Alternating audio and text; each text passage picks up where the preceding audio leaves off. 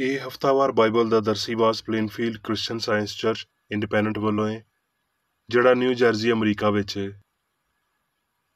ਹੋਰ ਮਾਲੂਮਾਤ ਲਈ ਤੁਸੀਂ ਸਾਡੀ ਵੈਬਸਾਈਟ ਵੇਖੋ www.plainfieldcs.com। ਇਹ ਸਬਕ 25 ਨਵੰਬਰ 2021 ਐਤਵਾਰ ਦੇ ਦਿਨ ਹਫ਼ਤੇ ਦੇ ਅਖੀਰ ਉੱਤੇ ਤੁਹਾਡੇ ਪੜ੍ਹਨ ਲਈ ਤਿਆਰ ਕੀਤਾ ਗਿਆ ਹੈ। ਮਜ਼ਮੂਨ ਸ਼ੁਕਰਗੁਜ਼ਾਰੀ। ਸੁਨਹਿਰੀ ਮਤਨ ਫਿਲਪੀਓ।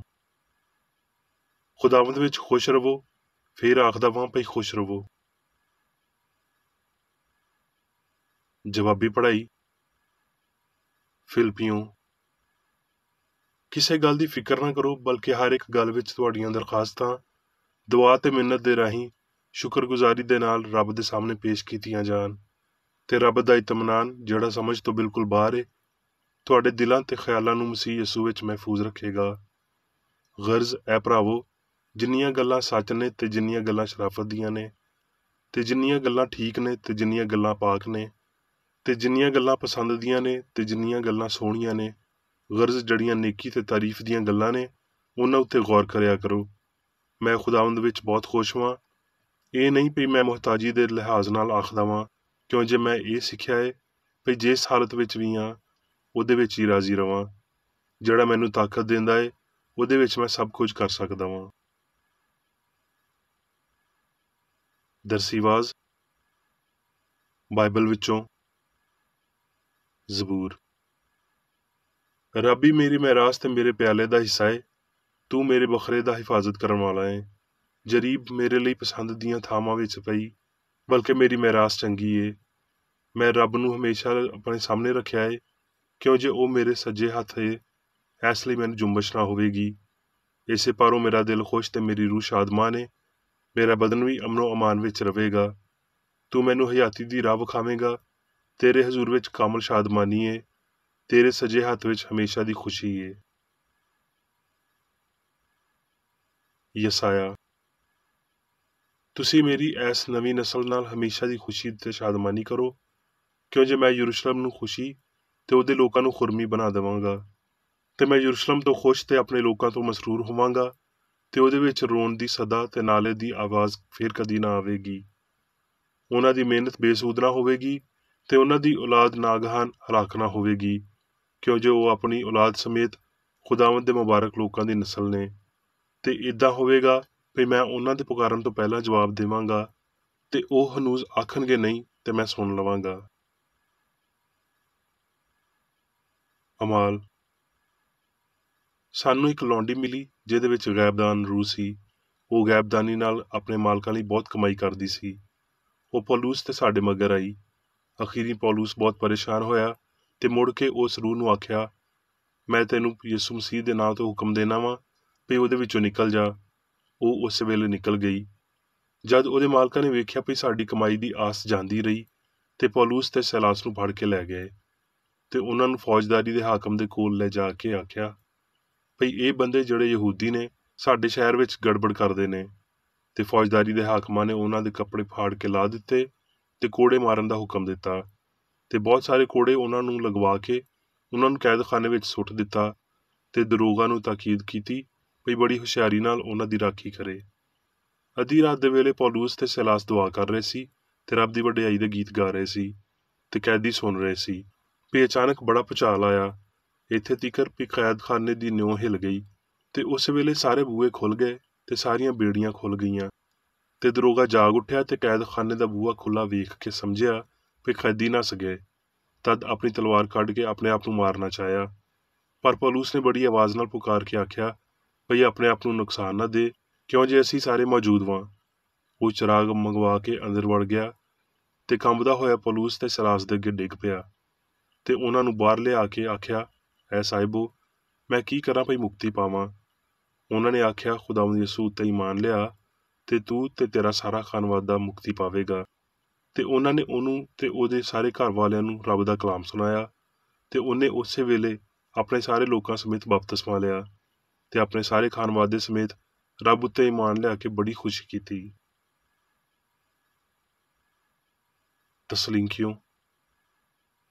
ਤੁਸੀਂ ਸਾਰੇ ਲੋ ਦੇ ਫਰਜ਼ੰਦ ਤੇ ਦਿਨ ਦੇ ਫਰਜ਼ੰਦ ਹੋ, ਅਸੀਂ ਨਾ ਰਾਤ ਦੇ ਹਾਂ ਤੇ ਨਾ ਹਨੇਰੇ ਦੇ। ਇਸ ਲਈ ਹੋਰਾਂ ਵਾਂਗਰ ਸੌ ਨਾ ਰਹੀਏ, ਬਲਕਿ ਜਾਗਦੇ ਤੇ ਹੁਸ਼ਿਆਰ ਰਹੀਏ। ਹਰ ਵੇਲੇ ਖੁਸ਼ ਰਹੋ, ਬਿਲਾ ਨਾਗਾ ਦੁਆ ਕਰੋ, ਹਰ ਇੱਕ ਗੱਲ ਵਿੱਚ ਸ਼ੁਕਰਗੁਜ਼ਾਰੀ ਕਰੋ। ਸਾਰੀਆਂ ਗੱਲਾਂ ਨੂੰ ਅਜ਼ਮਾਓ, ਜਿਹੜੀ ਚੰਗੀ ਹੋਵੇ ਉਹਨੂੰ ਫੜੀ ਰੱਖੋ। ਸਾਡੇ ਖੁਦਾਵੰਦ ਯਿਸੂ ਮਸੀਹ ਦਾ ਫਜ਼ਲ ਤੁਹਾਡੇ ਉੱਤੇ ਹੁੰਦਾ ਰਹੇ। ਆਮੀਨ। ਹੁਣ ਮੈਂ ਮੇਰੀ ਬੇਕਰ ਰੇਡੀ ਦੀ ਲਿਖੀ ਹੋਈ ਕ੍ਰਿਸਚਨ ਸਾਇੰਸ ਦੀ ਦਰਸੀ ਕਿਤਾਬ ਸਾਇੰਸ ਤੇ ਸਿਹਤ ਆਇਤਾਂ ਦੀ ਕੁੰਜੀ ਦੇ ਨਾਲ ਵਿੱਚੋਂ ਲਈਆਂ ਹੋਈਆਂ ਲਿਖਾਈਆਂ ਪੜਾਂਗਾ। ਸਾਇੰਸ ਤੇ ਸਿਹਤ। ਮਸੀਹੀ ਲੋਕੀ ਮਖਫੀ ਖੂਬਸੂਰਤੀ ਤੇ ਫਜ਼ਲ ਨਾਲ ਸ਼ਾਦਮਾਨ ਹੁੰਦੇ ਨੇ, ਜਿਹੜਾ ਜੱਗ ਤੋਂ ਲੁਕਿਆ ਪਰ ਰੱਬ ਉੱਤੇ ਜ਼ਾਹਿਰ ਹੁੰਦਾ ਏ। ਖੁਦ ਫਰਾਮੋਸ਼ੀ, ਪਾਕੀਜ਼ਗੀ ਤੇ ਅਹਿਸਾਸ ਲਗਾਤਾਰ ਦੁਆਵਾਂ ਨੇ। ਮਸ਼ਕ ਨਾ ਪਈ ਪੇਸ਼ਾ, ਫਹਿਮ ਨਾ ਪਈ ਈਮਾਨ, ਕਾਦਰ ਮੁਤਲਕ ਦੇ ਕੰਨ ਤੇ ਦਸਤੇ ਰਾਸਤ ਹਾਸਲ ਕਰਦੇ ਨੇ, ਤੇ ਬੇਸ਼ੱਕ ਇਹ ਬੇਇੰਤਹਾ ਨਿਮਤਾਂ ਨਿਛਾਵਰ ਕਰਾਉਂਦੇ ਨੇ। ਰੱਬ ਪਿਆਰ ਏ, ਕੀ ਅਸੀਂ ਇਹਦੇ ਤੋਂ ਬਹੁਤੀ ਉਹਦੇ ਤੋਂ ਉਮੀਦ ਕਰ ਸਕਦੇ ਹਾਂ? ਰੱਬ ਜ਼ਹਾਨਤ ਏ, ਕੀ ਅਸੀਂ ਇਸ ਲਾਮਤਨਾਹੀ ਸਿਆਣ ਨੂੰ ਇਹ ਦੱਸ ਸਕਦੇ ਹਾਂ ਜੋ ਉਹ ਪਹਿਲਾਂ ਤੋਂ ਹੀ ਜਾਣਦਾ ਹੋਏ? ਕੀ ਅਸੀਂ ਕਾਮਲੀਅਤ ਨੂੰ ਬਦਲਣ ਦੀ ਉਮੀਦ ਕਰਦੇ ਹਾਂ? ਕੀ ਸਾਨੂੰ ਕਿਸੇ ਫਵਾਰੇ ਦੇ ਸਾਹਮਣੇ ਮਿਹਨਤ ਕਰਨੀ ਚਾਹੀਦੀ ਏ ਜਿਹੜਾ ਸਾਡੀ ਉਮੀਦ ਤੋਂ ਬਹੁਤਾ ਪਾਣੀ ਦੇ ਰਿਹਾ ਹੋਵੇ? ਨਾ ਆਖੀ ਹੋਈ ਤਾਂਘ ਸਾਨੂੰ ਸਾਰੀ ਵਜੂਦੀਅਤ ਤੇ ਫਜ਼ਲ ਦੇ ਮੰਬਾ ਦੇ ਹੋਰ ਨੇੜੇ ਲੈ ਜਾਂਦੀ ਏ। ਜਿਹੜੀ ਭਲਾਈ ਅਸੀਂ ਪਹਿਲਾਂ ਹੀ ਹਾਸਲ ਕਰ ਚੁੱਕੇ ਹਾਂ, ਕੀ ਅਸੀਂ ਵਾਕਈ ਉਹਦੇ ਲਈ ਸ਼ੁਕਰਗੁਜ਼ਾਰ ਹਾਂ? ਫਿਰ ਅਸੀਂ ਆਪਣੇ ਆਪ ਨੂੰ ਉਹਨਾਂ ਬਰਕਤਾਂ ਲਈ ਦਸਤਿਆਬ ਕਰਾਂਗੇ ਤੇ ਇੰਜ ਹੋਰ ਪਾਉਣ ਦੇ ਹੱਕਦਾਰ ਠਹਿਰਾਂਗੇ। ਸ਼ੁਕਰਗੁਜ਼ਾਰੀ ਸ਼ੁਕਰੀਆ ਅਦਾ ਕਰਨ ਦੇ ਲਫ਼ਜ਼ੀ ਇਜ਼ਹਾਰ ਦੀ ਨਿਸਬਤ ਬਹੁਤੀ ਅਹਿਮੀਅਤ ਦੀ ਹਾਮਲ ਏ। ਲਫ਼ਜ਼ਾਂ ਦੀ ਬਜਾਏ ਅਮਲ ਬਹੁਤੀ ਸ਼ੁਕਰਗੁਜ਼ਾਰੀ ਨੂੰ ਜ਼ਾਹਿਰ ਕਰਦਾ ਏ। ਜੇ ਅਸੀਂ ਹਯਾਤੀ ਹੱਕ ਤੇ ਮੁਹੱਬਤ ਲਈ ਨਾ ਸ਼ੁਕਰਗੁਜ਼ਾਰ ਹਾਂ ਤੇ ਫਿਰ ਵੀ ਸਾਰੀਆਂ ਨਿਮਤਾਂ ਲਈ ਰੱਬ ਦਾ ਸ਼ੁਕਰ ਕਰਦੇ ਹਾਂ, ਤੇ ਅਸੀਂ ਮੁਨਾਫਕ ਤੇ ਉਸ ਸ਼ਦੀਦ ਮੁਲਾਮਤ ਨੂੰ ਆਪਣੇ ਉੱਤੇ ਲੈਂਦੇ ਹਾਂ ਜਿਹੜੀ ਮਾਲਕ ਰਿਆਕਾਰਾਂ ਲਈ ਬਿਆਨ ਕਰਦਾ ਏ।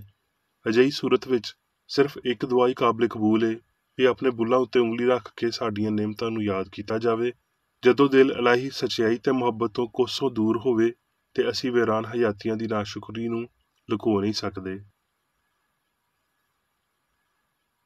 ਕਿਹੜਾ ਏ ਜਿਨ੍ਹਾਂ ਇਨਸਾਨੀ ਸਕੂਨ ਦੇ ਨੁਕਸਾਨ ਨੂੰ ਮਹਿਸੂਸ ਕੀਤਾ ਤੇ ਰੂਹਾਨੀ ਖੁਸ਼ੀ ਲਈ ਵਾਹ-ਵਾਹ ਖੁਸ਼ੀਆਂ ਹਾਸਲ ਨਹੀਂ ਕੀਤੀਆਂ? ਅਸਮਾਨੀ ਚੰਗਿਆਈ ਦੇ ਬਾਅਦ ਸਕੂਨ ਹਾਸਲ ਹੁੰਦਾ ਏ, ਇੱਥੋਂ ਤੀਕਰ ਪਈ ਇਸ ਤੋਂ ਪਹਿਲਾਂ ਪਈ ਅਸੀਂ ਉਹ ਦਰਿਆਫਤ ਕਰਦੇ ਜਿਹੜਾ ਸਿਆਣ ਤੇ ਮੁਹੱਬਤ ਦੇ ਨਾਲ ਤਾਲੁਕ ਰੱਖਦਾ ਏ। ਜ਼ਮੀਨੀ ਆਸਾਂ ਤੇ ਖੁਸ਼ੀਆਂ ਦਾ ਨੁਕਸਾਨ ਬਹੁਤ ਦਿਲਾਂ ਦੀ ਚੜ੍ਹਨ ਵਾਲੀ ਰਾਹ ਰੌਸ਼ਨ ਕਰਦੀ ਏ। ਫਹਿਮ ਦੀਆਂ ਤਕਲੀਫਾਂ ਸਾਨੂੰ ਦੱਸਦੀਆਂ ਨੇ ਪਈ ਅਦਰਾਕ ਦੀਆਂ ਖੁਸ਼ੀਆਂ ਫਾਨੀ ਨੇ ਤੇ ਉਹ ਖੁਸ਼ੀ ਰੂਹਾਨੀ ਏ। ਪਿਆਰੇ ਪੜ੍ਹਨ ਵਾਲਿਓ, ਇਹਦੇ ਉੱਤੇ ਗੌਰ ਕਰੋ, ਕਿਉਂ ਜੇ ਇਹ ਤੁਹਾਡੀਆਂ ਅੱਖੀਆਂ ਤੋਂ ਪਰਦਾ ਹਟਾ ਦੇਵੇਗਾ ਤੇ ਤੁਸੀਂ ਇੱਕ ਨਰਮ ਪਰਾਂ ਵਾਲੀ ਚਿੜੀ ਨੂੰ ਆਪਣੇ ਉੱਤੇ ਉਤਰਦਿਆਂ ਵੇਖੋਗੇ। ਬਲਕਿ ਉਹੀ ਸੂਰਤ-ਏ-ਹਾਲ ਜਿਹਨੂੰ ਤੁਹਾਡੀ ਦੁੱਖ ਸਹਿਣ ਵਾਲੀ ਹਿੱਸ ਗਜ਼ਬਨਾਕ ਤੇ ਤਕਲੀਫ ਦੇਣ ਵਾਲੀ ਸਮਝਦੀ ਏ, ਮੁਹੱਬਤ ਉਹਨੂੰ ਕਿਸੇ ਫਰਿਸ਼ਤੇ ਦੇ ਰਾਹੀਂ ਤੁਹਾਡੇ ਲਈ ਲਾਤਾਲੁਕ ਬਣਾ ਸਕਦੀ ਏ।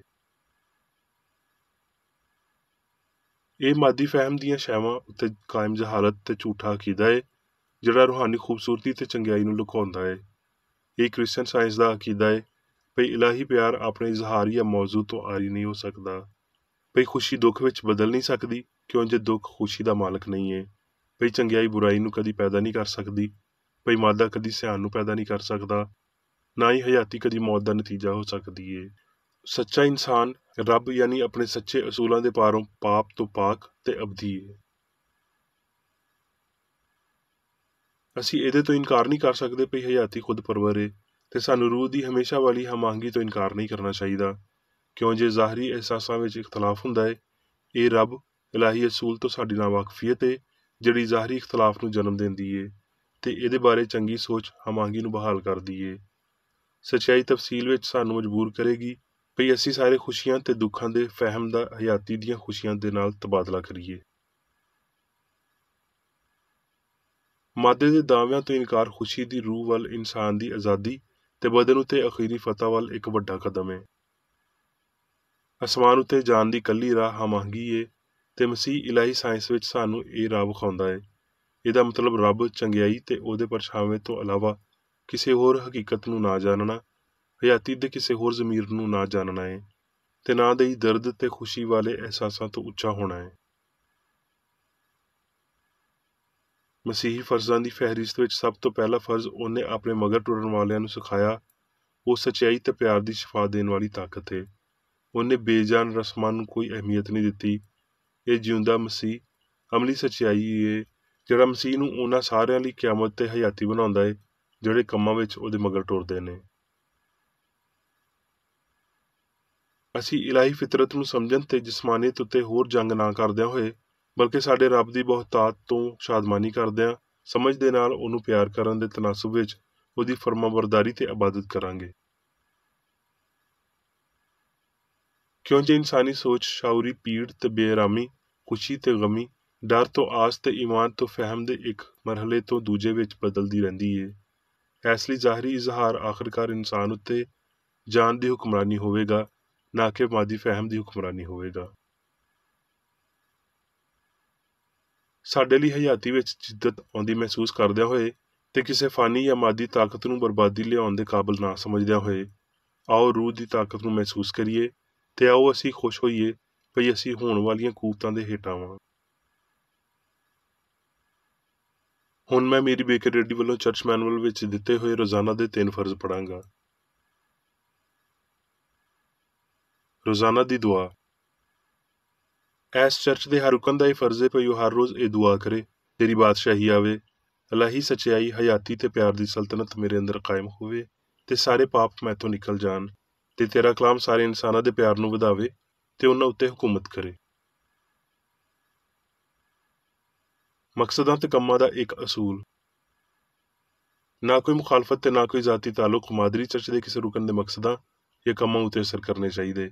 ਸਾਇੰਸ ਵਿੱਚ ਬਸ ਇਲਾਹੀ ਪਿਆਰ ਹੀ ਹੁਕੂਮਤ ਕਰਦਾ ਹੈ ਤੇ ਇੱਕ ਮਸੀਹੀ ਸਾਇੰਸਦਾਨ ਪਾਪ ਨੂੰ ਰੱਦ ਕਰਦਿਆਂ ਹੋਏ ਸੁੱਚੀ ਭਰਾਬੰਦੀ, ਖੈਰਾਤ ਪਸੰਦੀ ਤੇ ਮਾਫੀ ਨਾਲ ਪਿਆਰ ਦੀਆਂ ਮਿੱਠੀਆਂ ਸੱਚਾਈਆਂ ਦਾ ਪਰਛਾਵਾਂ ਬਣਦਾ ਹੈ।